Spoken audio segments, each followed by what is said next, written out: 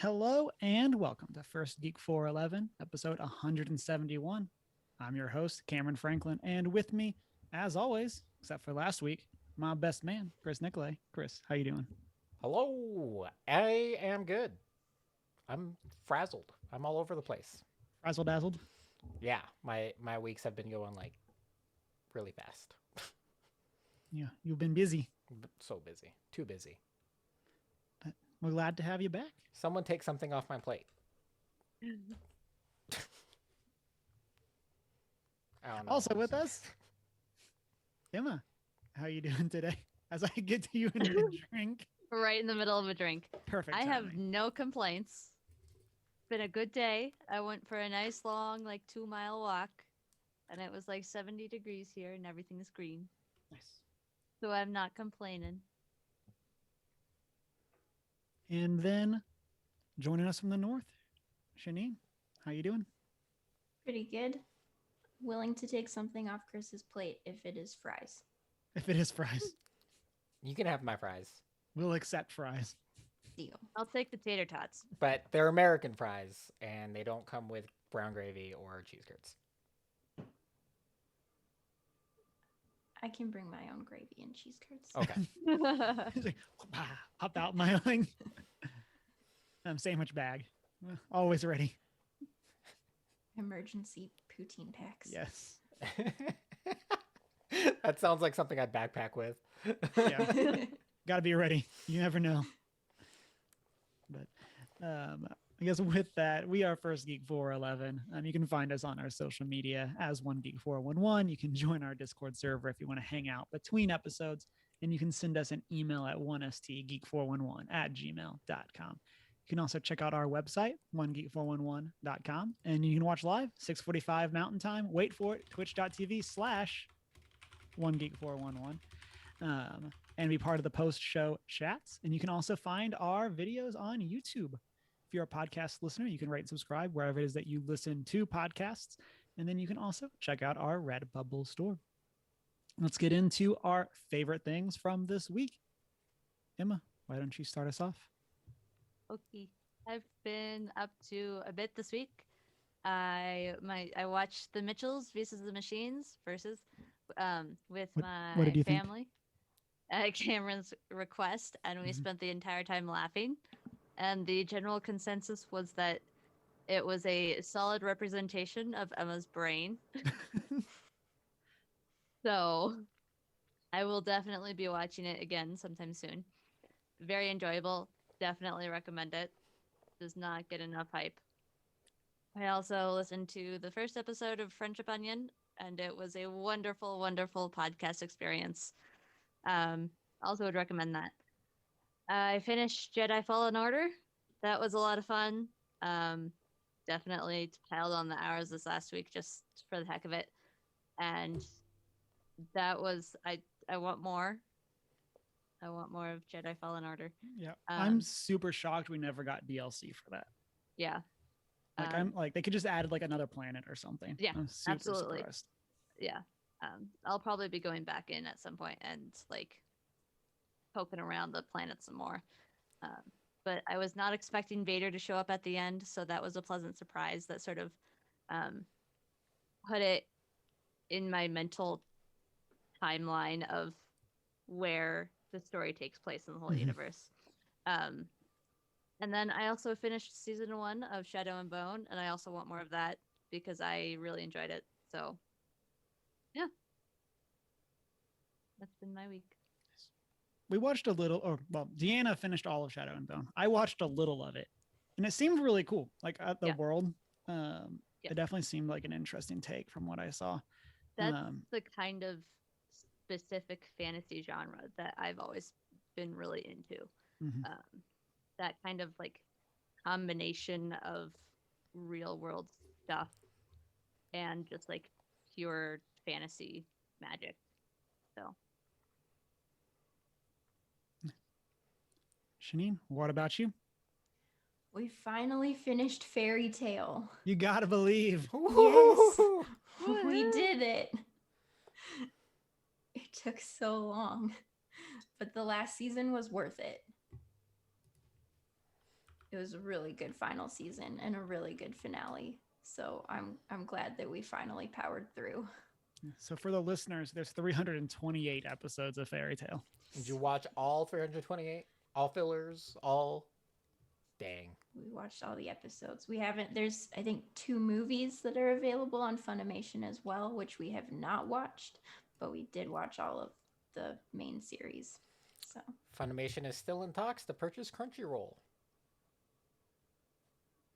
I don't know how I feel about that. And who did Sony buy? Didn't Sony buy somebody? Sony owns Funimation. Owns Funimation. Okay. Right? I can never remember. I knew we had talked about it, but I didn't remember what the thing was. Yeah, talks are still in place, but so we'll see. See what happens there. So now you can watch other animes though. Yeah. yeah, Yay! I think I need like a short anime break. Yeah. And then we can dive into something Just else. change the genre. It's not the same. I don't know. It is the I same. enjoy anime, but I can't watch only anime. So that's how I get after like a really long like RPG. I Of can. it's like I for me like the most recent one was like Persona 5, where it's like here's an RPG that I put 100 something hours into, and I just need a mindless game where I'm a jelly bean on an obstacle course. Yeah. I can definitely watch nothing but anime. Like if they converted like everything into anime form, I just only watch that. I'm just not at your level, Chris. Well, I'm just, but that's also like, it's not like that's all I do. I'm just saying like the other things I enjoy, if they just happen to be anime, then I can just exclusively watch anime. But there'd be things I'd be missing. So that's why I can't just watch anime. But if all media was just anime, yeah, I can definitely do it. Yeah, and as my husband in chat is saying, he wants me to watch Attack on Titan next. So Well, that's shorter at least. Maybe. That's Yeah. currently 4 seasons. Super pretty art. Just finalized though. Just series finale, just recent. I watch it to admire the art. finale, but not finale. Yeah, it's like 80 episodes or something. 79 apparently. Okay. But it's all out now, so I mean, it's a quick. It'll be quicker. I still haven't watched all of Attack on Titan. I just couldn't jump back in after waiting 5 years. But they at least that's one anime with a good story, because it's like, here's season 1. Everyone got typed, everyone loves it, and then years go by before we get a season 2, and then finally it's completed.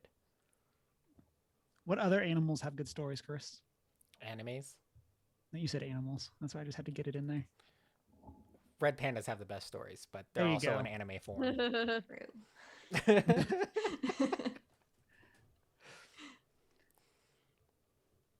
And I've also been playing a lot of Immortals Phoenix Rising. I have over 30 hours into it so far, Nice. and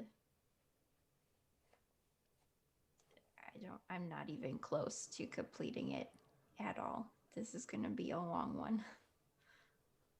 Is this Yeah. like how many other like big open world games have you played? None. None. Let This me is a- tell you and- the games I have played. Okay. Ocarina of Time, Luigi's Mansion, half of Luigi's Mansion 2, Okay.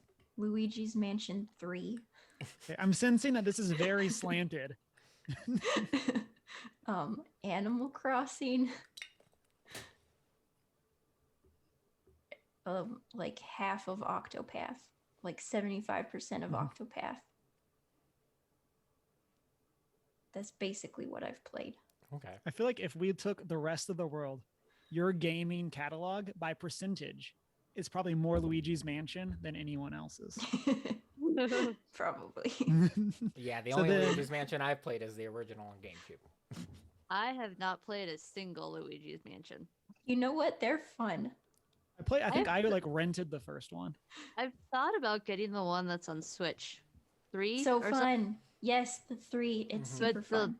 when I looked into it, the larger price tag sort of swayed me away from it. I So mean, Yeah. it is a Nintendo property title, and it'll never be on sale.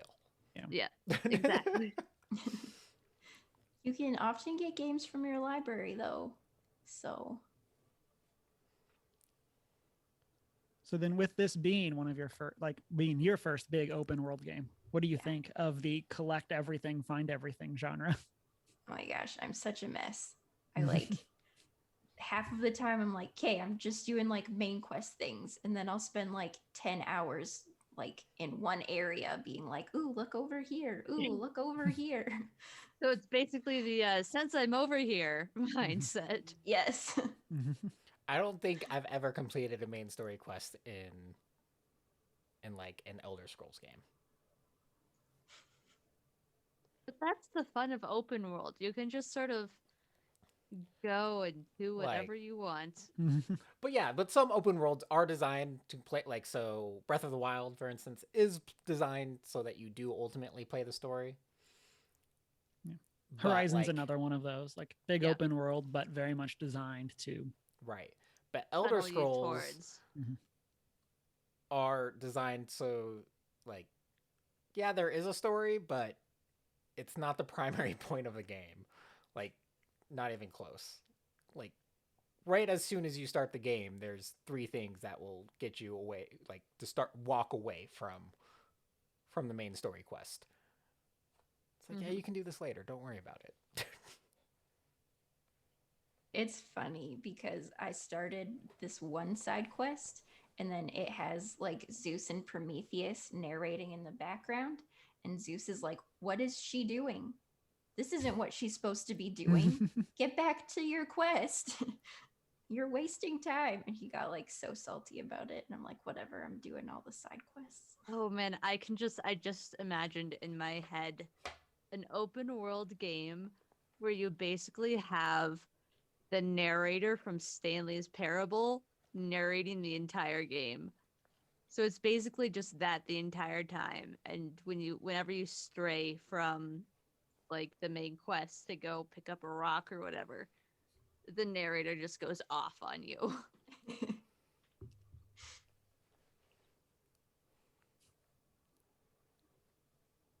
Yeah, I'd be okay with that.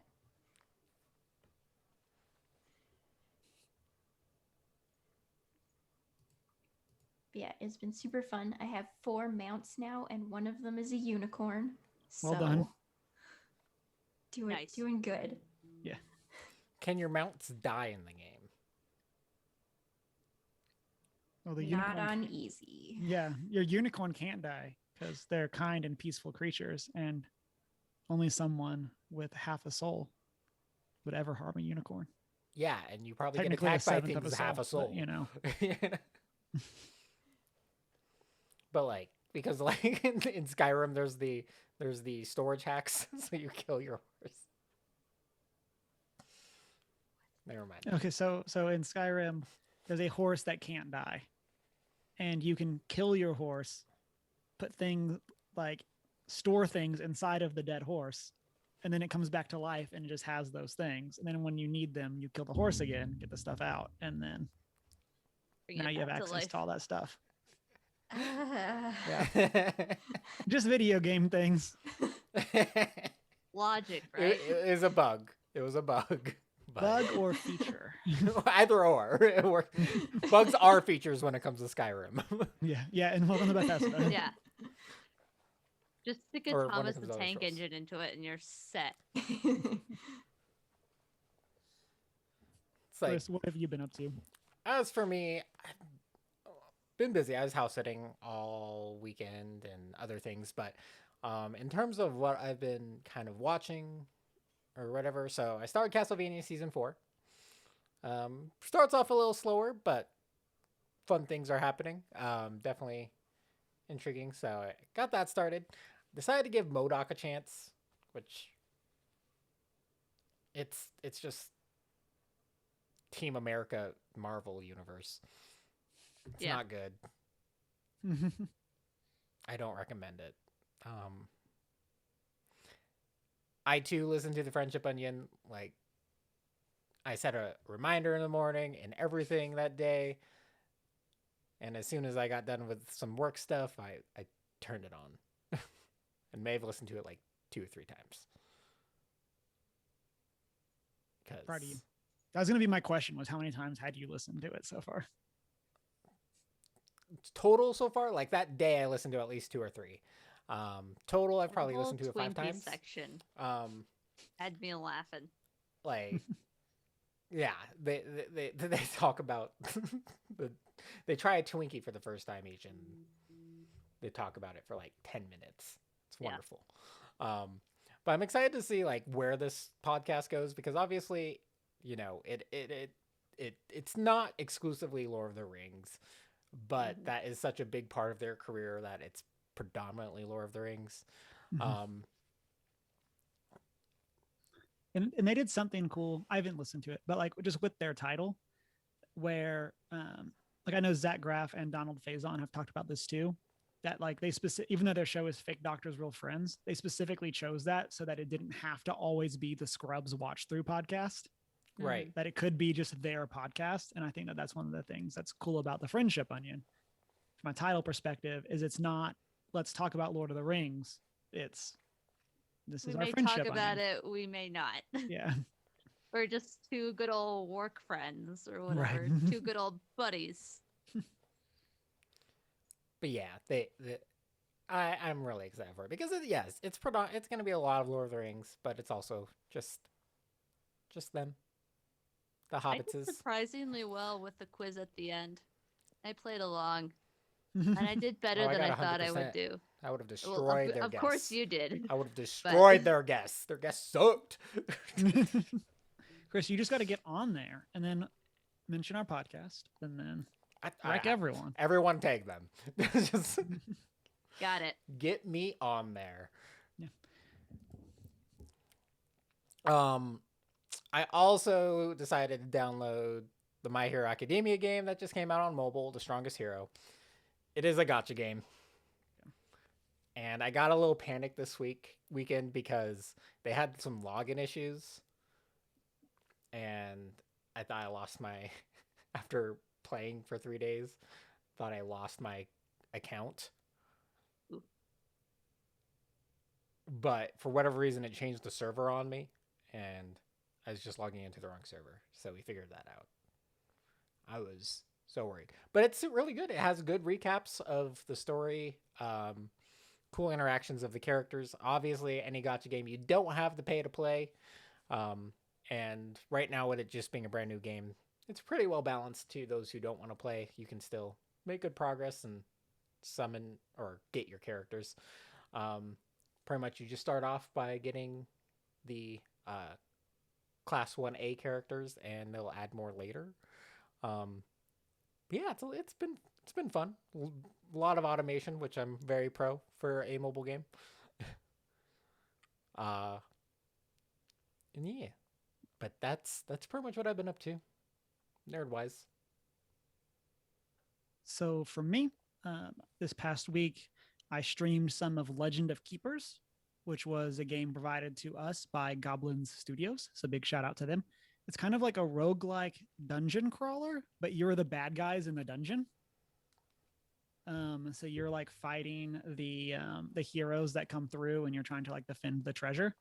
And so it's been a lot of fun. I've played it a couple times off stream. It's a very good, like, I got 10 minutes. I'm going to like go through a little bit of the events, get to the next mission kind of thing.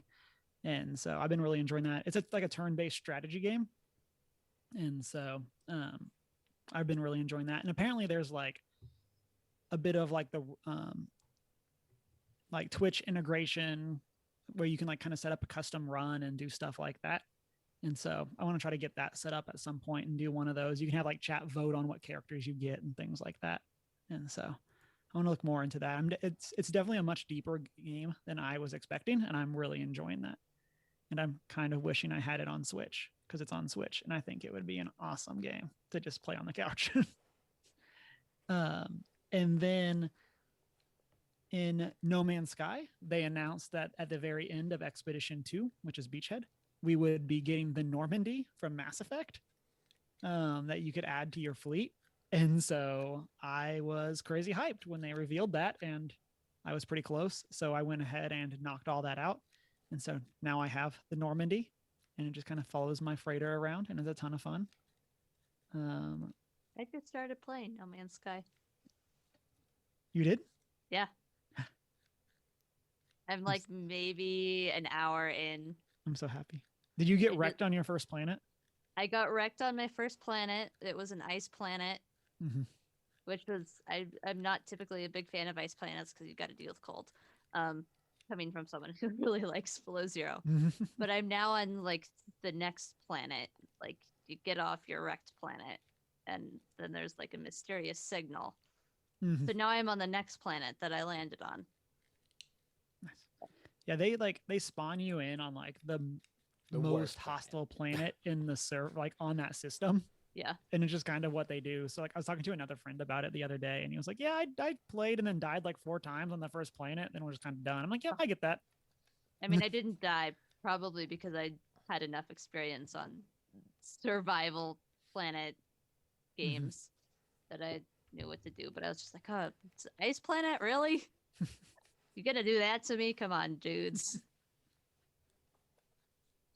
Once you get more into it, I definitely want to hear like your takes of that versus Subnautica and stuff like that. I say as someone who knows a lot about No Man's Sky, but doesn't know very much about Subnautica. And so we'll have to have you report back on that, because I need to try Subnautica because I have it. And so we need to have a compare notes or something like that for a special episode. Yeah, absolutely. And then we went to Scarborough Fair with some friends, including Taus and Artsy Adventure. And so that was a ton of fun.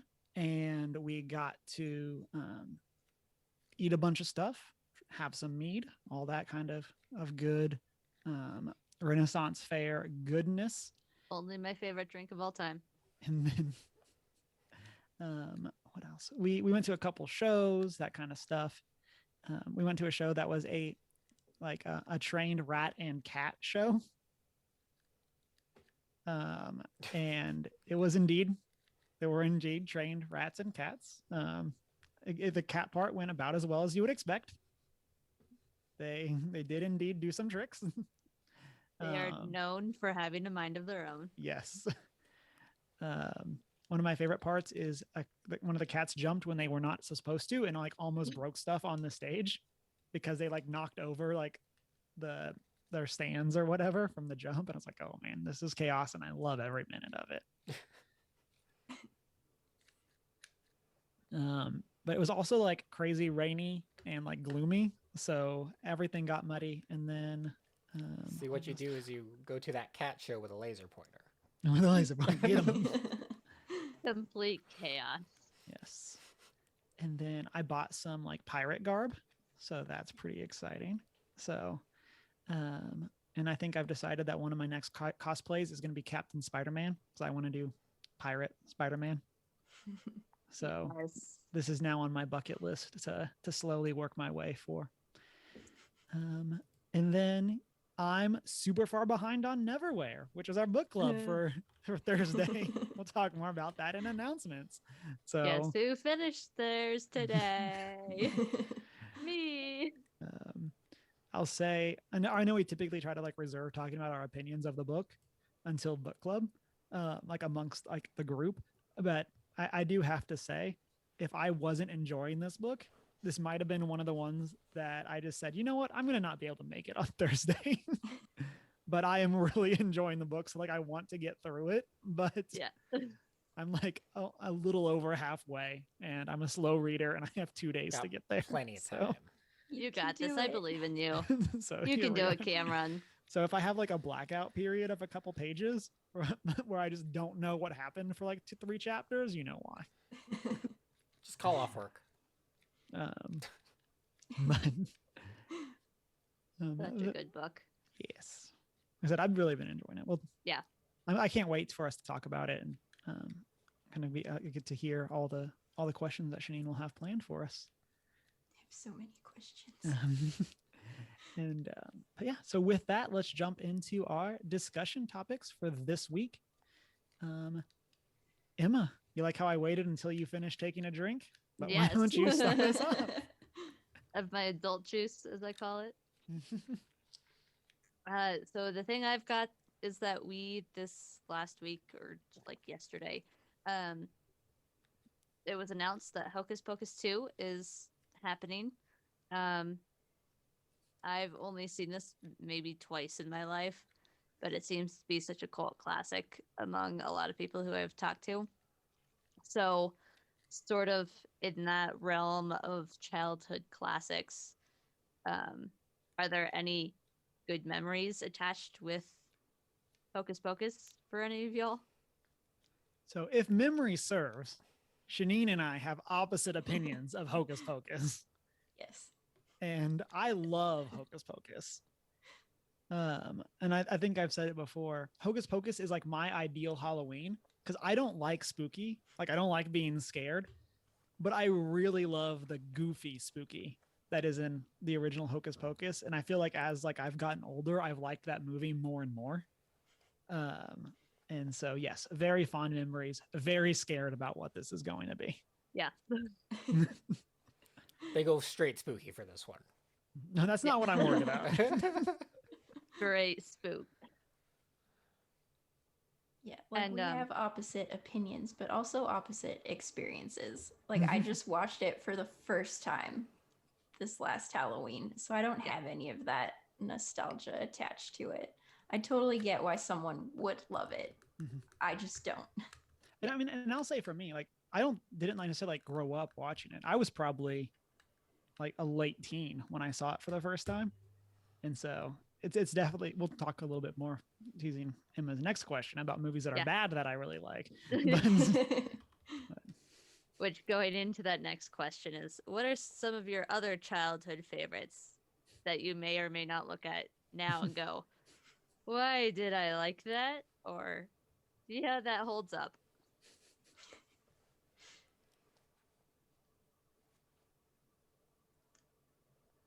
I'll go. For me, it's Hook. Of like, I love the movie Hook. It's one of my favorite takes on that story, but man, that movie has some very interesting choices that were made. I think I've talked about it before, but I watched it with the youth group when I was a youth minister. And it was one of those where like the younger kids were like, wait a second, that doesn't make sense. And I'm like, oh man, they're like, these kids are catching on that this story's not great or not told well here. But yeah, so that's one of the ones for me that I love that movie, but yeah, it's not great. Yeah, Hook's only good because of Robin Williams. Yeah. And Rufio. I mean, I feel like the acting in it is pretty good. It's just like the overall, like there's just some like of the plot story points needed that- some The work. acting in it is good overall. I would disagree with you there on Hook. Like, especially the two children. But one of those kids deserves an Oscar. And then the other one, okay, yes.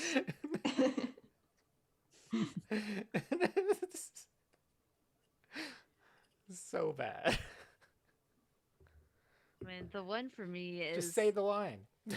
We'll keep it. yeah. Good enough. The movies that come to mind for me are honestly Land Before Time. Like fond memories of that, but then also you go back and watch it and there are some also questionable things about it. At least like the sequels. It gets a little more iffy each time. Well, All 17 how many sequels. stories can you tell in that? Yeah. How many times Exactly. can the dinosaurs almost go extinct? A lot. How many apparently. problems can they live through? And then one that still holds up for me. being the Apparently person 23 that I am. times. Yes, 23 times. One that still holds up for me today, being the person I am, is Spirit. Because I am a horse person Yes. deep down, and that movie is life. So, Never cared for Spirit. Oh, I saw that That's one okay. in theaters. It's so good. I was definitely going through my horse phase at the time. So Yeah. Never was went I. through a horse phase living in Montana. Maybe I was just like anti-Western for a long period of my life. It's like, Sure, it was the closest I really ever got to having a full-on Western phase.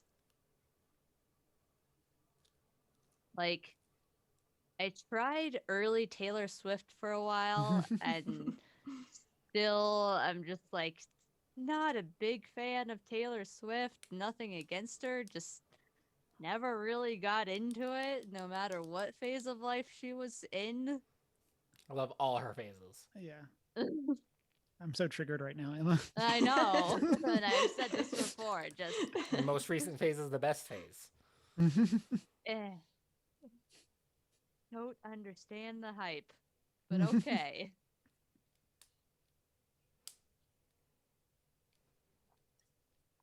One for me that like, so I mean, in terms of media, it's harder to watch now, but doesn't mean I don't enjoy it when I can actually like commit time to it. It's a never-ending story. A never-ending story.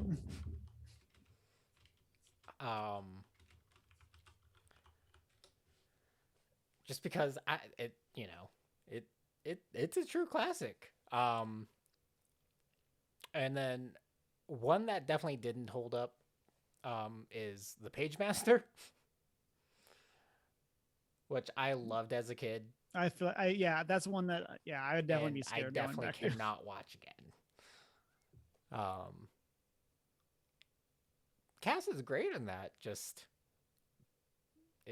that mixed media it's hard to do well enough that it stands up through time.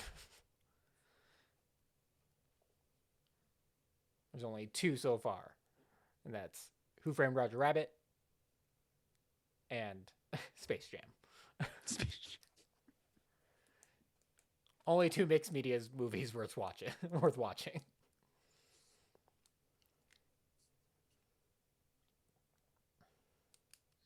I think for me, my childhood favorites aren't anything like too out of the ordinary.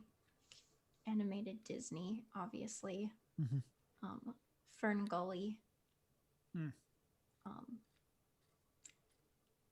An American Tail. Five Goes West. Five Goes West. Ooh, and Swan Princess. Oh man. My sister used to make me watch those. That's so good. So I made her watch Power Rangers. Yeah, I feel like one of those held up better than the other. Yeah. I don't know. I mean, the purple goo, that's still Because of Winn-Dixie. That was another one I watched frequently.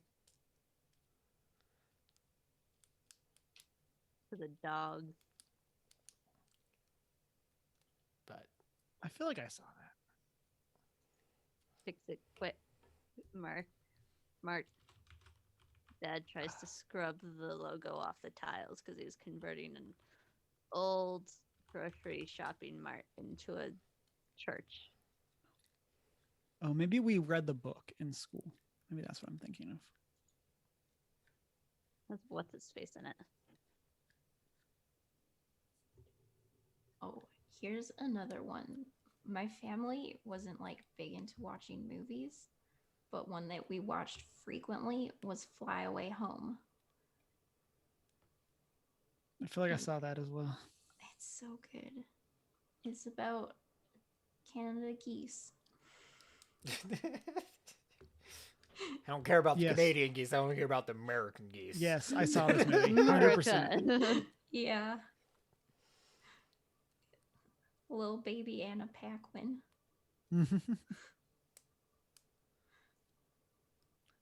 Oh man, listeners, let us know what are some of your childhood favorite movies, and of course, what do you think of? Are you excited about Hocus Pocus too? And so, Janine, what do you got for us this week? Okay, so since my life is basically Immortals Phoenix Rising right now, and it is a fun take on Greek mythology, and I'm down for pretty much anything based on Greek mythology. What things do you enjoy creative takes on? Similar to you, Greek mythology. I have a big obsession with that. Percy Jackson with a movie that doesn't exist. Loved the books very much. Just sort of obsessed with them in middle school. I always dreamed that I was one of Poseidon's kids because that just made the most sense in my world. And still holds up. I would still say that about myself. Um, so really anything that takes on any or a lot of sort of different cultural mythologies. So things like, Percy Jackson, Assassin's Creed, just taking those different historical mythologies and using them to make something completely new. So whether it's books or games, I just like to see what their takes are on them. So I definitely agree. I think it's like one of those like world history, like cultural things. That's like it's an interesting touch base that like a lot of people bring in like good baggage to, and then like you're able to kind of adapt and do what you like. And we see it a lot with like even like DC and Marvel with their takes on like those characters, and I think that's always interesting. And it's kind of one that's grown on me more over time. But yeah, I really like that style of take on history. And then I don't know, pirates. pirates. I Yeah, also like takes on pirates. yeah, That's my other thing specifically is pirates. yeah. It's a good one. It's a good one as well. Agreed.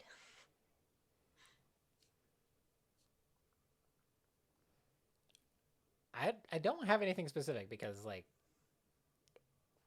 so much of what we see, like I'd like to see better takes on Eastern cultures. Yeah. Or more takes on like South American cultures. Like I know there is a new anime out there that I started watching, which is like Incan and Mayan, like those more ancient would be great, or even things based coming out of Egyptian lore would be great, which we do see occasionally. But I still feel like they just color white people brown. Stargate, it's very much used / pulled out the Egyptian stuff. Yeah, but they also just what's the oldest culture we can we can pull from? Egypt. The Egypt, and then we'll just say Atlantis is older than all of that. Blah blah blah. And Egypt makes sense for the hieroglyphs and everything. Like, I mean, yeah. Whether or not it does it well is a whole other question. Yeah. Yeah. That's why it's my favorite bad TV show. It's definitely. But it knows what it is. That's also what makes it so good. It's like, yeah, I mean, it just needs to make enough sense. Yeah. It's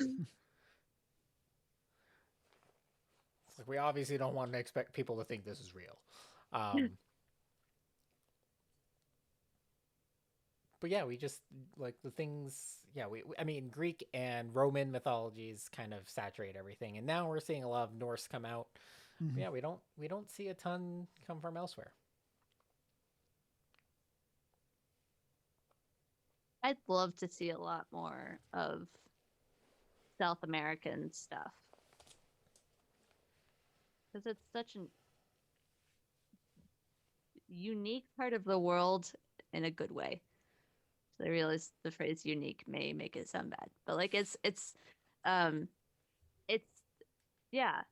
There's the culture and some of the mythos that comes out of that part of the world is so different from what Right. you get other places. Also, part of what the reason why we see so much Greek and Norse, or like Greek, Norse, and Roman is we know the most about it too. Yeah. Whereas, like, we don't have as much of a complete understanding of Egyptian lore, or the Mayans are so old that we don't know anything outside of this thing's still here. Yeah. We had a calendar for a bit. The world's still here. It's 9 years later. Or whatever. I mean, Aztecs and Incans are still a little modern, but we still don't know a ton about them. Yeah. Um, And that's kind of what I was thinking of too, with the Aztec calendar. It's like, well, that's really my only touch base for those cultures, which is like definitely a problem.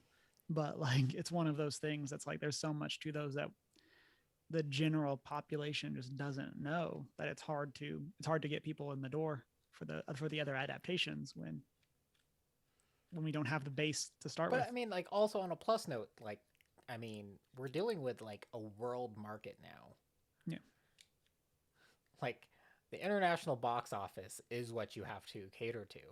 Whereas we're thinking like, yeah, the US, we don't know nothing.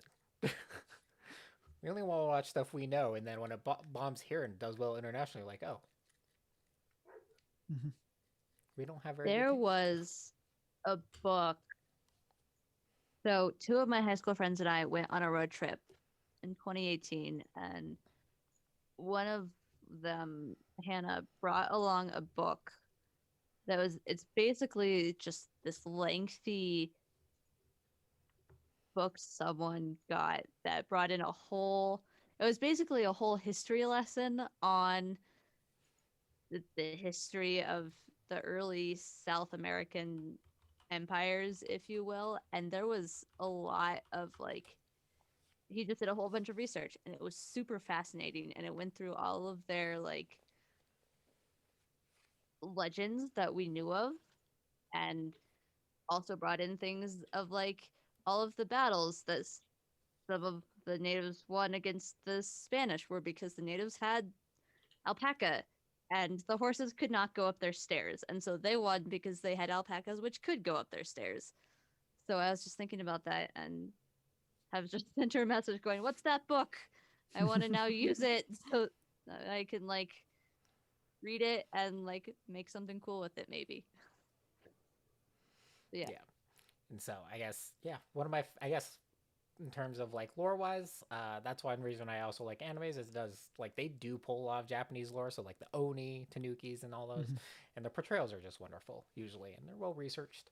And also, I think that's also another reason anime does pull, like, they pull Western lore. Granted, they may not be religious, but I think they do religious themes really well when they do incorporate them, like Blue Exorcist and things like that. And I don't know, that guy, the amount of research that goes into some anime, I'm like, nailed it.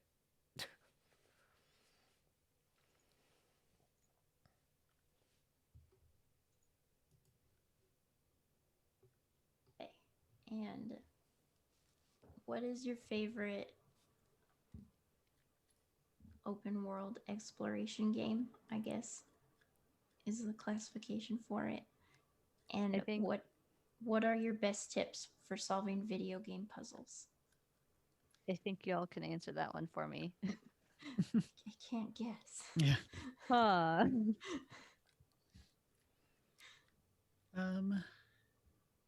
Let's see. I'm trying to think for me. I mean, there's so many that are good, but trying to think of like, and I think we had this conversation a while ago, and we kind of even had it a little bit earlier today, of like, there's like the degree of how open world a game is. And so you've got things like Last of Us, Yeah. and then you've got things like Horizon Zero Dawn or whatever else. Yeah, Zelda. you kind of get your games where like, so on one end of the spectrum, you have like Final Fantasy 13, which is just a bunch of like tunnels until you get to the open world portion. And then you get your games like The Last of Us and Uncharted, where like you have this area That you especially can like poke around in. Yeah, especially like Uncharted Lost Legacy did it, where you're kind of in this small area going from mission to mission, And then you get your like Spider-Man and Spider-Man Miles Morales, which are open world New York, but relatively small space. And then you get all the way to like your other end of the spectrum with your Skyrims and Fallouts, where even people that love Skyrim can't tell you the main plot of the game. You're fighting dragons. It's one of those kinds of things, but well, you're learning to speak dragon too. yes, this does also occur. So I'll say for me, Fallout 3 is probably one of my favorites. I think it was one of my first like introductions to that genre outside of Morrowind. And so I would love a complete remake of Morrowind. Yeah. Just because like that's what 2000, 2002 era, something like that. And it was just so groundbreaking, and it is definitely the best Elder Scrolls in my opinion.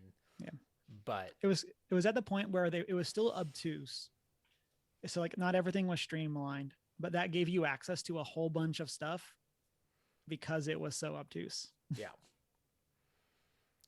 But it's really what kicked off Elder Scrolls for the most part in terms of popularity, and why we do have Elder Scrolls still going. Mm-hmm. But it's just aged now that, you know, it's I want to update, you know what I mean?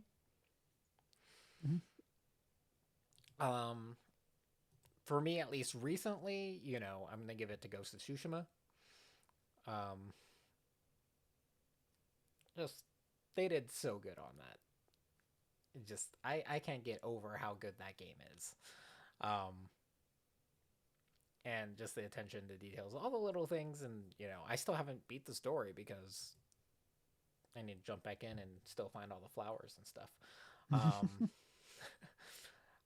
But also, I'd say I'd consider one of the more open world Final Fantasy sevens, or Final Fantasies, not 7 specific, Final Fantasy 15, where it just dumps you kind of, unlike any other Final Fantasy, straight into an open world pretty much. You just drive in, you just cruise around. Road trip. Don't drive at night. Yeah. As we all know, I've made my stance on Horizon very well known.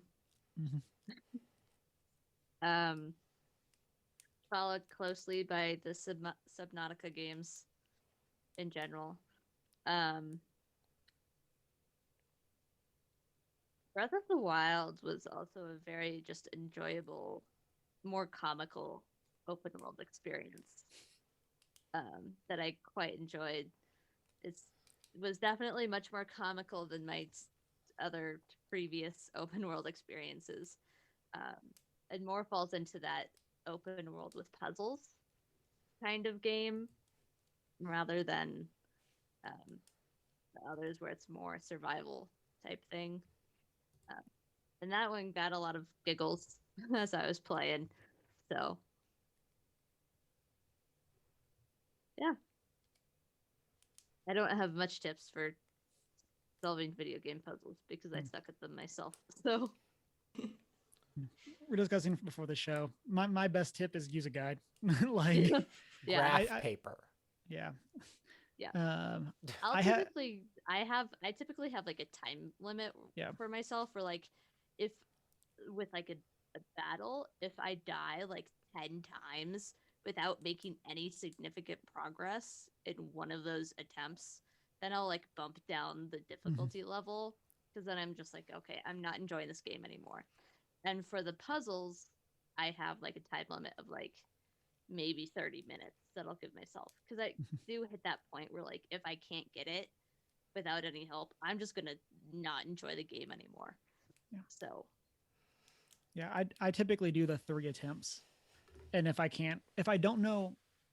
know what I'm trying to do but can't do it, then of course you just keep going. But like, if I like have no clue what I'm doing after like 3 tries of figuring it out, I'm just like, okay, whatever, show me a guy, I got things to do. So that was a big one we're discussing before the show. That was a big one for me with Maquette, where like whenever you would get to a new area, there was kind of like a logical leap that you needed to make to do the very first puzzles.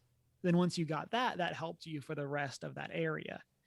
But there were definitely some of those that I was just like, or there was one where, and I think some of it also is like, what's the time commitment if I mess up? So Yeah. using Maquette again as an example, because that's one of my most recent puzzlers. Like there's a way in that game where you can make yourself really small, which is cool and say great, it's used really well, but you move so slow when you're small that if you mess up the puzzle, it takes you so long to get it right. And I'm just like, I got things to do. Like I get it, but I just can't afford to mess up with how long this is going to take me to walk back. Yeah, I think with modern games, it's a lot easier to be like, just use the guide, just because they include so much outside of the puzzle that you have to try to use. But I mean, like early games, like Super Nintendo and 64 puzzles and stuff like that, I used to just draw them out and just solve them. I had PS2 era, I had an entire like 100-page thing dedicated to Ico, to trying to solve, like, because that is like, because you a lot of backtracking and you're just like, I don't know where to go, I don't remember this. Also, don't take breaks. Tip. And by that I mean, like, don't stop playing the game and try to pick it back up, because you'll never figure it out. Skilled at doing that. The only thing I ever do, Chris. She's like, wait, what was I doing? What do you mean I stopped in the middle of a boss fight? That's my most frequent thing. I'll put in a game after like a couple of months of playing it and realized I stopped in the middle of a boss fight and I've forgotten completely how to play the game, so that I'm just screwed. It's like, wait, what am I doing again? Where in the story? Where was I going? Yeah. What happened before this point? The exception to the rule is, I would say, Dragon Quest, because they always give you a recap when you jump back in the game. It's really nice. So does Witcher 3. Not a good enough recap, though. That's true. Some of the recaps are like, that still doesn't tell me what I'm doing.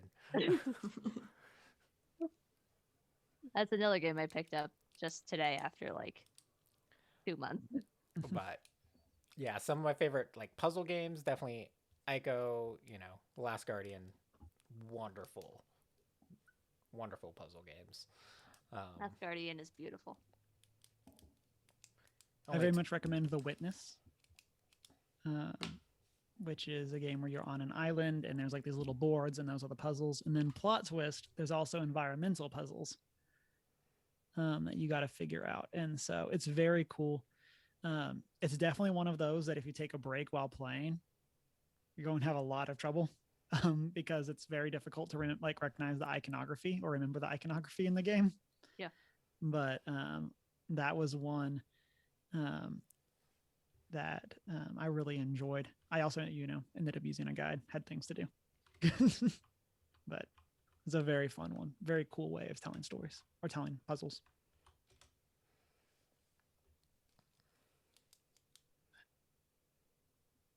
Listeners, let us know what your tips are. How do you solve puzzles? Are you a guide user? Do you go rush in, keep working at it? What do you do? Remember when you used to have buy guides? Yep. Good old days. Chris, what do you got for us? So this week, obviously, so E3 officially has dates and registration is open. We already know Sony's not going to be there. Sad. They have their own event. Yeah. Well, we know Sony won't be there. That doesn't mean Sony won't be doing something. Right. So it's going to be a packed month. That's all I'm going to say. Sony could very easily just release something that week and be like, hey, we're not at E3, but here's this 45 minute I don't video think Sony would be dumb enough to try to compete with E3. I don't think it would be dumb of them at all. I would say it might be, because they'd be competing against Nintendo. I mean, they competed against Nintendo at every E3. I mean, yeah, but you have separate times. Like, competing for a time slot. Like, what are people watching for? I don't. It's just, you know, I think there's enough crossover between Nintendo and PlayStation fans that you wouldn't want to compete for that time slot. If only there were like, I don't know, 71 other hours that E3 went. Right. I mean, like, they could definitely do something, but also you could possibly potentially screw over a lot of your developers, because a lot of your developers are still doing E3, like Square. Yeah. So I know you're playing devil's advocate, but yeah, I don't think Sony's gonna do, like, they'll probably do something close to E3. I don't think they'll do it during E3. Yeah, I mean, I'm just saying, in a digital age where it's already a digital show this year, Right. what's the difference between them releasing a press conference that's part of E3 and just releasing a press conference that happens to be on their own YouTube and Twitch and stuff? So, I mean, yes, but I mean, like, are you, like, in terms of people wanting to tune in live, I don't think they're going to go for during the same time slots. That's and I'm saying there's lots of time slots if they wanted to do it. Right. But I mean, why not just do it on a different day then? I don't know. Why do anything on any time? Oh, looks like we lost Chris. I'm still here. Oh, he's back. He's back. My camera's just dying. It'll probably do that a few more times. Yep. Oh well. But June 12th through 15th, also happening in June though, Netflix has announced a Geeked Week event. So for the week of June 7th through 11th, they will be announcing information about their geeky series. So The Witcher, The Sandman, The Cuphead Show, and anything like The Umbrella Academy, anything that kind of is a direct tie to kind of the series that are completely tied to the geek culture. So we'll expect to see information on the Masters of the Universe, and Lucifer, which they have taken over. And yeah, so exciting things. I'm Wasn't that originally isn't that tied into Sandman somehow? The Sandman? Lucifer. Isn't Lucifer I have no idea. I don't watch Lucifer. I don't know what the Sandman is. Sandman's a Neil Gaiman. Neil Gaiman, actually. Yeah. Oh, what? Yeah. Comics. Fun fact. No. Oh, would you look at that? It's one of his more popular ones. Yeah.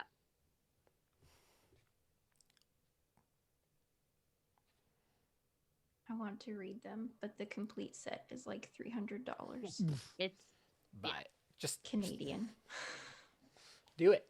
Just do it. Hopefully there'll be like if the show does well, day. hopefully they'll do like a reprinting or something. Like I mean, if it's a lot, it's still going to be expensive, but you know. Like that's kind of one of the things, like I know for me, like that's Gundam Wing, where I really want the collection of Gundam Wing, but because it's been out of print so long, it's just super expensive. And so, I mean, to be fair, I think it was quite a long run. Mhm. Like, I don't think $300 is actually that ridiculous for how many volumes you get in the complete set, but still. Just gotta start buying them one at a time. it all adds up. it looks like it's 75 issues. So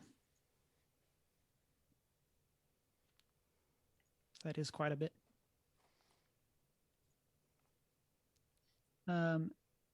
Anybody else like hyped for any of the announcements in specific for Geeked Week?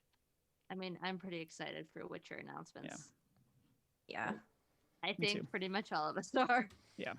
At this point. And I'm I sure was- we'll get like a big listing of all the animes they're working on this year. Yeah. Yeah.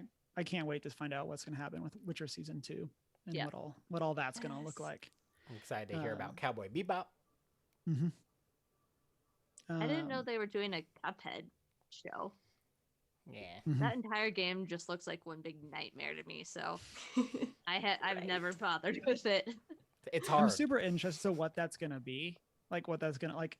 I haven't played the game. I mean, I've played like bits of it, but I'm super interested to what like is it gonna be going through the story of Cuphead?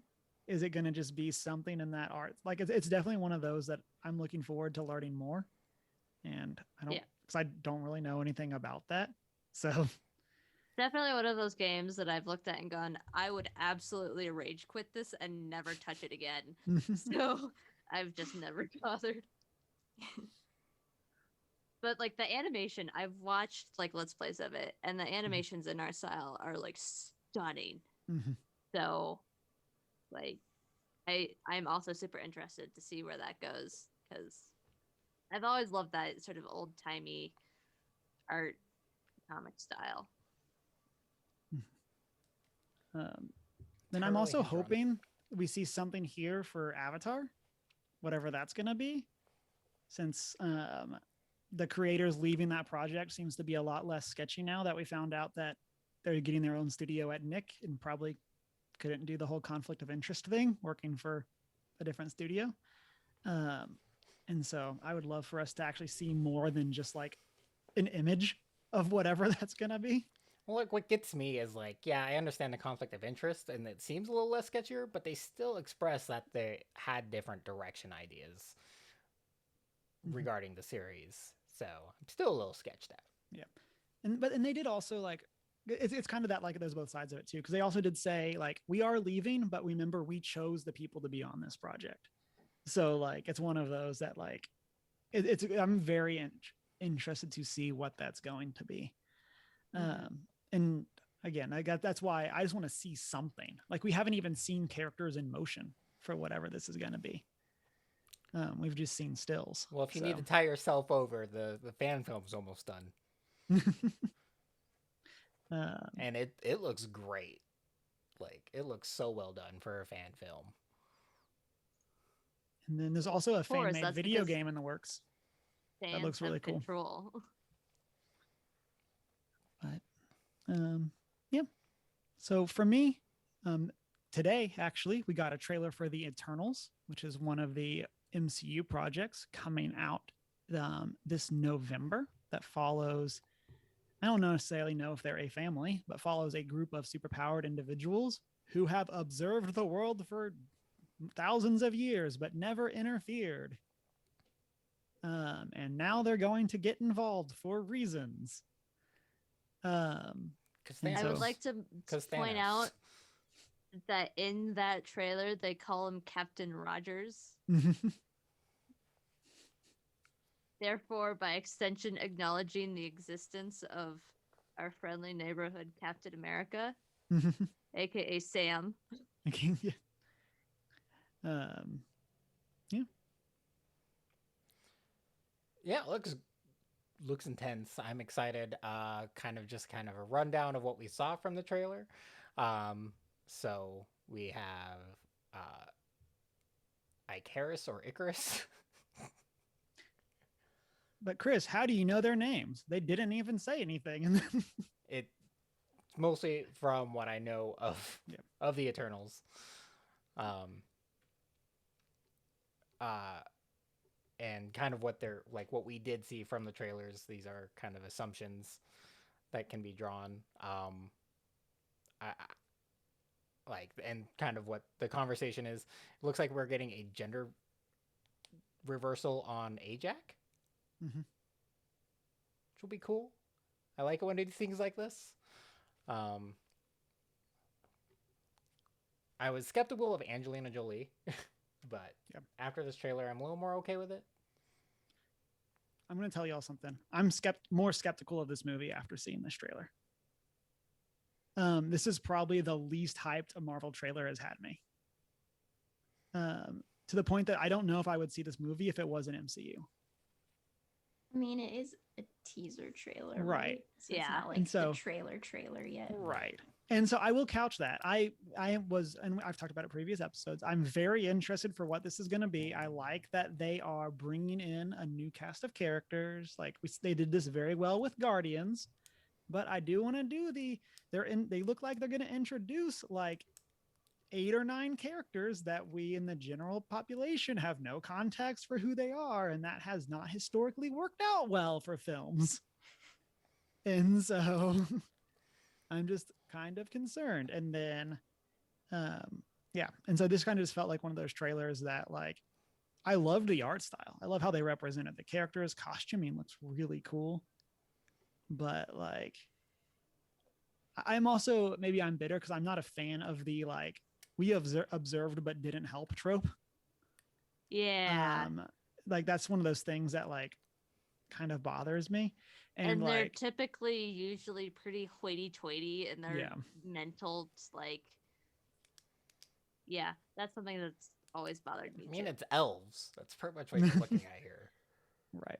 I mean, well, an extended light, like, that's a thing, though. Like, you have to look at it. Like, the mentality of an immortal is going to be completely different, which is also why it's so understandable that Thanos ended up the way he did. But this is the context in which, as a general fictional trope, Yeah. like I get that kind of logic. Like, yes, logically that makes sense, and I can appreciate that. But as a fictional trope, I'm just like, it's used too often in scenarios and stories where they could have gone a different route. Like with Captain Marvel, she was off doing other things. She literally could not show up and help. She was doing other things. Like, yeah, okay, that's fair. But then you just have people sitting there twiddling their thumbs and sticking their noses up. Like, that's a lazy excuse for not having these characters come in. I don't think it's a necessarily lazy excuse. It makes sense because they've watched wars happen throughout Earth's history. It's like, but we're not talking about like an Earth threat. We're talking about a threat to the whole universe. Right. I mean, right. Again, we're not talking like the invasion of New York. We're talking literally wiping out half the life in the universe. Yeah. And it's like, come on, guys. And like half the universe here. And to use like another example of a way it can be done really well, which Marvel. This is also Marvel. They've done a great job. But like after the introduction of like Doctor Strange, when in game we get the time travel back to the Battle of New York, we see the wizards actually fighting and helping. They just weren't in the block the Avengers were in. Right. And so that's something that like when it's just the like we've been floating in our spaceship watching. I don't know. Oh, maybe they'll do something else where there's another threat that they're dealing with, and Thanos just wasn't on their radar. Yeah. They need a better radar. Seriously. But with that, listeners, let us know what you thought of the Eternals trailer. Are you hyped? Where are you at? And so we got some announcements this week. We got some streams incoming. And so I don't know if we want to go in like time order, but we can do that. Might as well. Hey. Streaming tomorrow at 6:45, hopefully, barring major technical difficulties again, doing some more Pokemon Snap. Nice. So just be available from 6:45 to like 10. You just might catch her. On Thursday. Free. But you're not next. Book club. That's right. I was not paying attention for part of it because I had my headphones off. I will be streaming, returning to my Wednesday streams, probably about 6:30 Mountain Time. What are you going to play? I don't know yet. Oh, mystery. It's a mystery. I'll probably be playing some D3. Because join me and my friend Nick, because he's been playing some D3 and he's going to run me through some leveling. And that way I don't have to worry about plot lines. And I will be on Thursday. Book club. Maybe like early afternoon. 12 or 1. Haven't quite figured that out yet. I've got nothing on Thursday, so. And then Thursday night, 6:45 Mountain Time, we'll be back with our book club on Neverwhere by Neil Gaiman. Woo-hoo. And then if you have questions, Shanine will put out the posts for all of those. And so if you have any questions you would like for us to tackle, make sure to keep an eye out for those posts. And then hopefully Saturday, Chris and I will be tuning in for the Great Commander Showdown over on the Infinity Bros. And so hopefully everybody will come and check out and hang out with us as we play some Magic. Should probably go buy my new cards. I got cards on the way that will not be here in time. It's like I pulled some good cards that'd be for it, but they cost too much. Yep.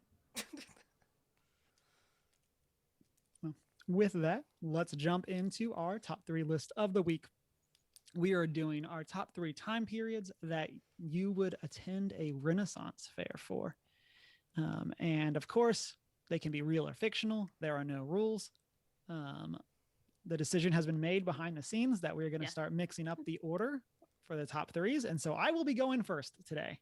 Yay! And I am picking steampunk. And so steampunk is one of those settings that like I really like alternate history takes. Plot twist, there's another alternate history take later on my list. But I really enjoy that version of or that way of telling stories of what if just this one thing was different, something like that. And so I really like that. I like the thing that I've never liked about steampunk, and this kind of ties in with the listener feedback that we'll get to after we go through ours, is the I don't like necessarily steampunk as part of other things. And so I think doing a only steampunk Renaissance fair would be very cool. Next up, I realize I have to make sure I say the order because we're going out of order. Next up, we're going to do Chris. You know, we're just going backwards. Okay. So for my first era, just because I picked the Meiji era for Japan. This is kind of the industrialization of Japan. So lots of things were being introduced, but it's like this really cool conflict of Japan's like cultural history, the empire, the Meiji Empire, with the shogun, but you get all the samurai stuff and all the traditional Japanese artwork and everything, but within that transition to the modern era. So the introduction of firearms, of steam engines and all of that electricity,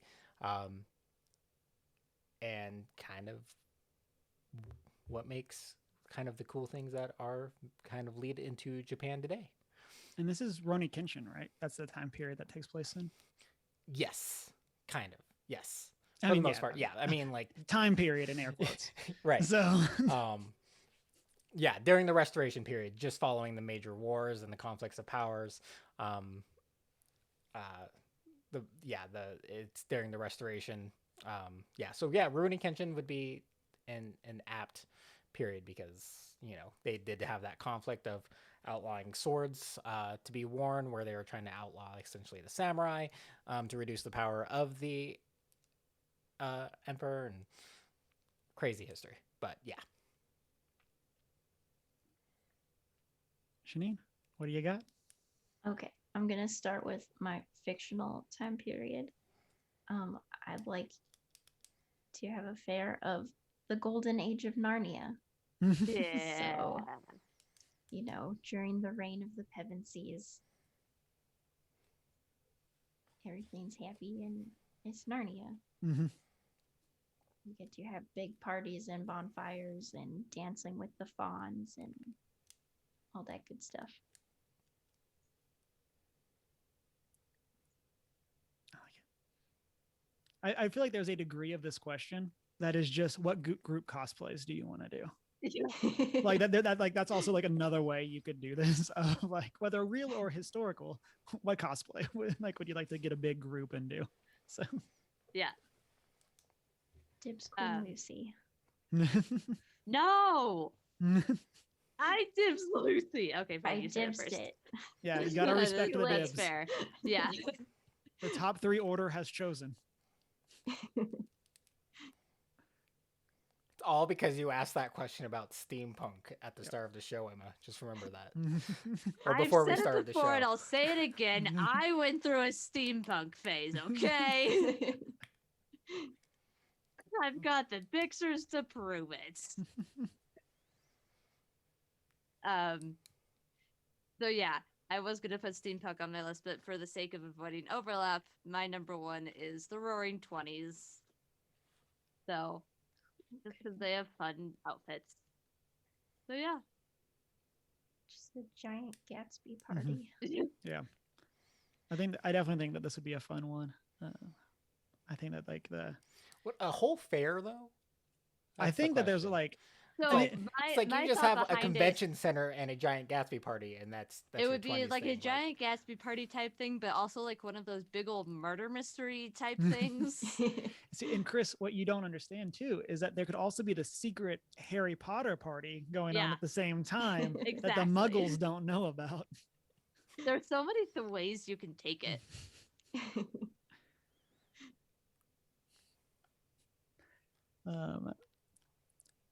Back to me, I guess. We're gonna do the. I just kind of got to mentioned earlier when we were talking about things that we enjoy takes on, and I'm gonna go Viking.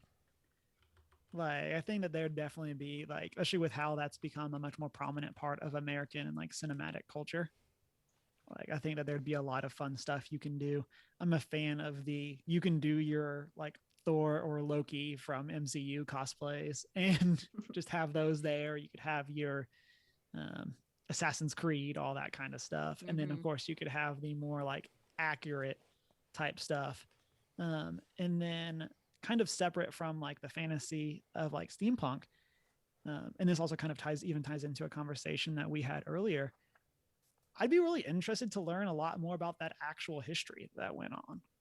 Like, it's definitely one of those periods where like through like adaptations, I have like a perception of things, but like I think it'd be very interesting to learn how like that the real history and real culture of what that was. So My one Viking fun fact is that they left all their accounting to the women because they thought it was witchcraft.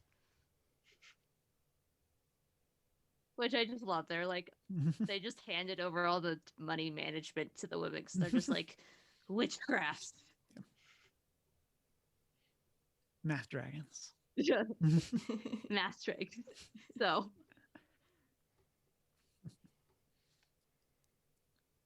Chris, what's your number two? My number two, I guess I would like historically. I'd probably do like something else, Eastern, probably Genghis Khan's era, and control over the Silk Road. Would be an interesting time.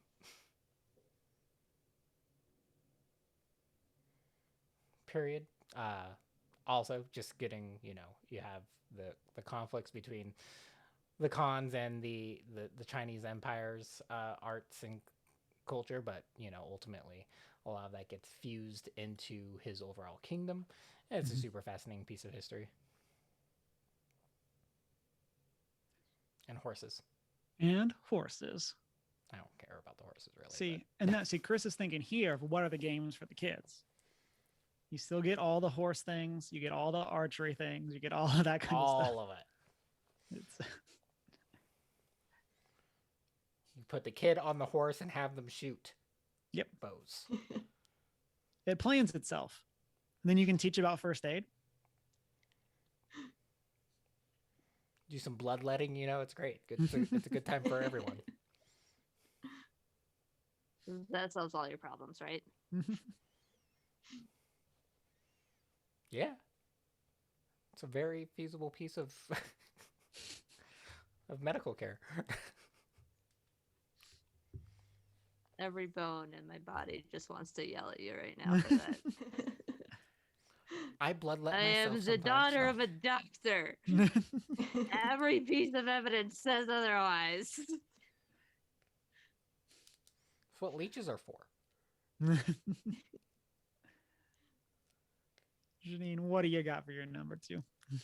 Right. Well, speaking of great modern medical care, Victorian England. Ooh. Also a struggle. Yeah. I went through a major Victorian England phase in high school and never really left it. So Clearly. You super should down for listen that. to Noble Blood, the podcast. I know it's on my list to get to eventually. It's fascinating. And it's the perfect time period for what you want. I'll have to add some to my queue this week. Yes, I think it would be great. We could have some Sherlock mysteries going on around the fair. Mm-hmm. I like it. Emma, what's your number 2? Yeah. So for my number 2, to again avoid some kind of overlap, but in a creative way because I'm that person, I was going along the route of what if we took the Victorian era and mashed it up with the medieval era and have a thing that's Victorian era jousting? What would that look like? And then I was just like, A I Knight's don't know, Tale. but it sounds Yeah, interesting. A Knight's Tale, yeah. No. It'd be A Knight's Tale. would That's be exactly what you better. just described. It would be That's A Knight's better. Tale. It In would chat, be Varoth better. says Easy Rider motorcycle jousting. It would be done properly. Thank you very much. I think A Knight's Tale was done proper, just done right.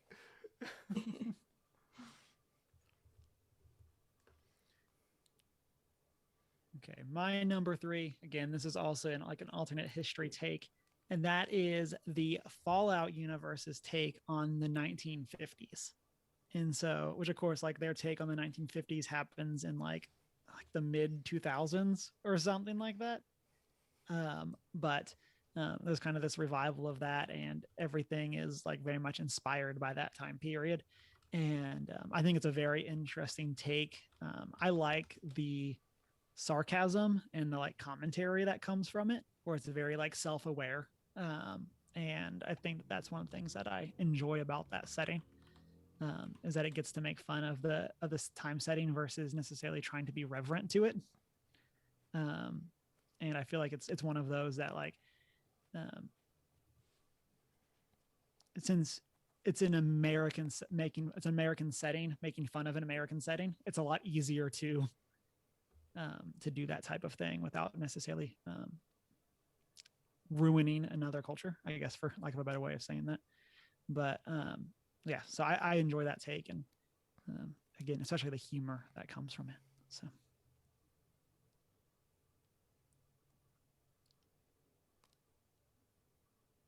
Chris, what's your number 3? So I was just kind of going down an Age of Empires list to pick mine. But I will pick a fantasy era. I think an era of Middle Earth, following the awakening of the dwarves prior to the awakening of man, watching the interactions, like a fair dedicated to the initial interactions between elves and dwarves.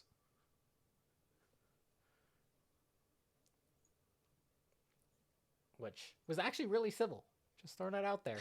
Everyone was nice, although for elves, a little bit. elves did not want to learn Dwarvish because they thought they didn't like, because it wasn't pretty enough for them.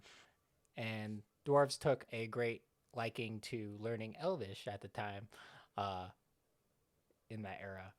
But yeah, and then there's some other things that happen. But before the big things happen where they don't like each other.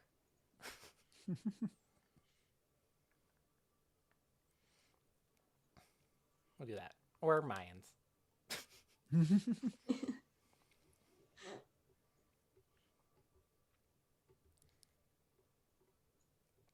Shanine, what do you got? Okay, my last one is Ancient Israel. Several years ago, one of our local churches for Christmas did like this interactive nativity where we went in and like the first thing was like the angels came down and like spoke to us and sang a song and stuff, and then we got to go through this whole big market area, and you could go and like interact with all the vendors who are in character and stuff like that, and that was really cool.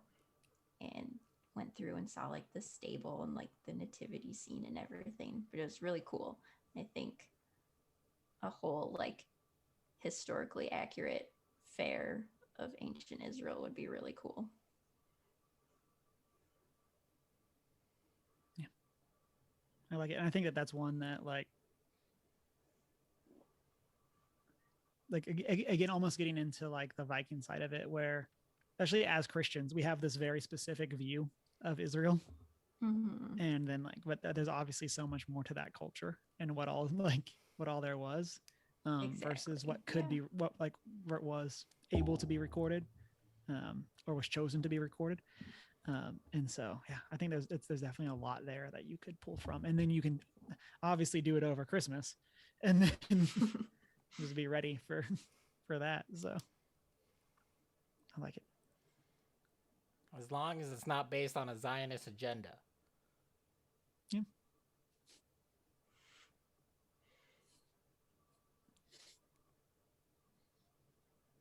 Emma, what you got? I kind of trumped out on ideas.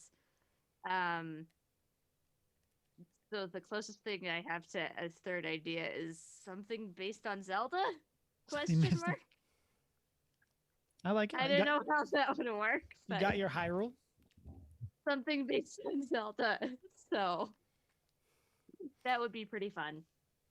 And just now I pictured, because this would actually totally fit in, a cabbage cart from Avatar. Just some poor guy who gets caught in the aftermath of whatever happens with his cabbages.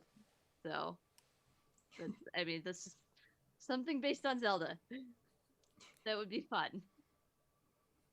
So you can have like a pottery smashing Yeah. activity booth. Yeah. Oh, that'd be so much fun. So like just you one of go those anger in, rooms, yeah. like you go in, you make it, and then like while they fire it, you leave and you go do other stuff, and then you come back and you get to smash it. Yeah. Yeah. The event plans itself. Yeah, exactly. And then when you smash it, there's like little rubies inside that you get to collect or whatever. Oh man, I like this a lot. Yeah. And you have you get to go plant bombs in front of cave walls. Oh, you get explosives. Oh my gosh, this is the best fair ever. And waiting inside as a fairy. Oh man, Chris, I love this idea. You brought in explosives in, and now I'm ready. And once again, you get to shoot arrows at each other. Once again. You got your horseback riding and your archery, so you can just use the horses from all the other things. You know, and you have entire troops dedicated playing ocarinas. Yeah. I mean, with some instances of goblins floating around there somewhere. Some instances of Link, you could throw an origami in there. Yeah. Throw some chickens. Yeah. You just have the chickens running around, and if people mess but with they have them, to be super aggressive. Yeah. Yeah. Okay. You put people staff is in chicken costumes, and so if someone is just a bad the customer's always right, you just punch them in the face. The staff are allowed to yell at the customers for being Don't mess rude. with the chickens. Yeah. Oh man. I like where this is going. Yeah. You could have people It has in potential Zora for a costumes, Renaissance fair, I'm telling you. hiding in the guys. water. I mean, ready to attack you as well. Ooh. Mm-hmm. Yep. That's potential.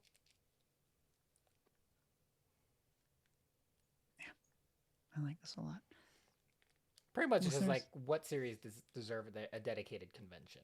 Right. And again, like I said, there's definitely a degree of this that what is your group cosplay dream? And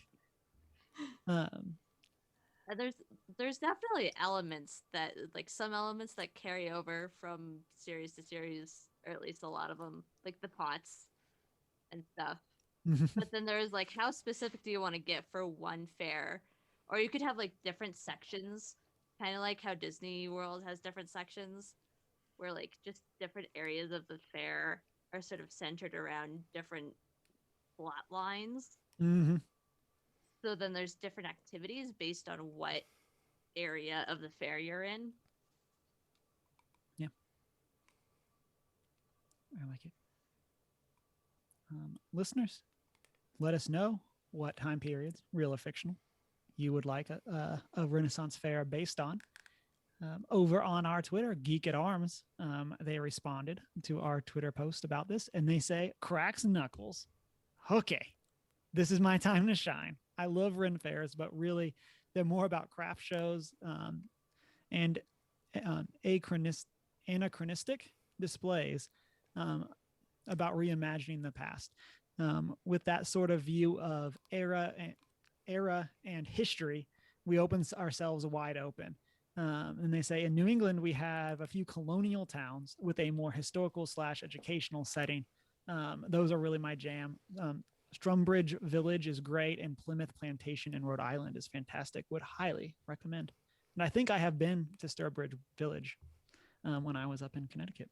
And so, but I will also throw this out there. I mentioned it pre-recording, but I actually went to a Polish Ren fair back in elementary school. My family, we did like a family trip to Sweden and Poland, and we went to a Polish Ren fair and we got to see jousting and everything. And I got a little necklace that was like a cool gemstone that like it looked kind of like a dragon egg. So I like had my pretend dragon egg that I wore around with me as a little fifth grader.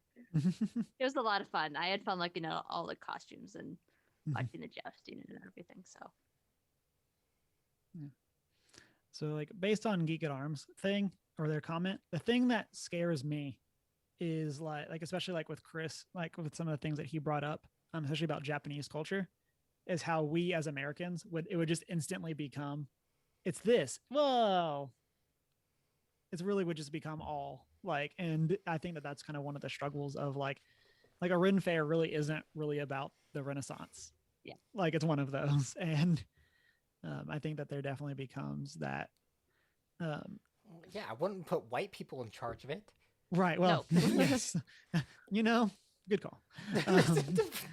But I think that that's one of the challenges with a lot of the bringing in those different eras. And so, is that even in terms of like, I say this because Deanna's playing Jurassic World right now. We just have the tendency to kind of pick our one touch point and then just kind of like blur it all together. Mm-hmm.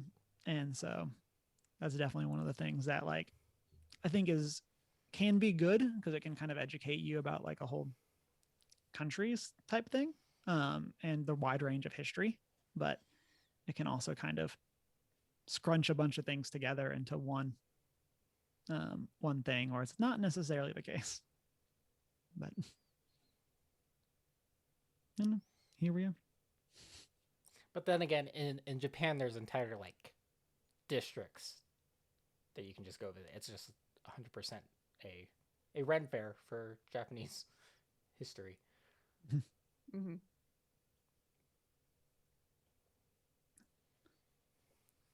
Next week we will indeed have a top 3.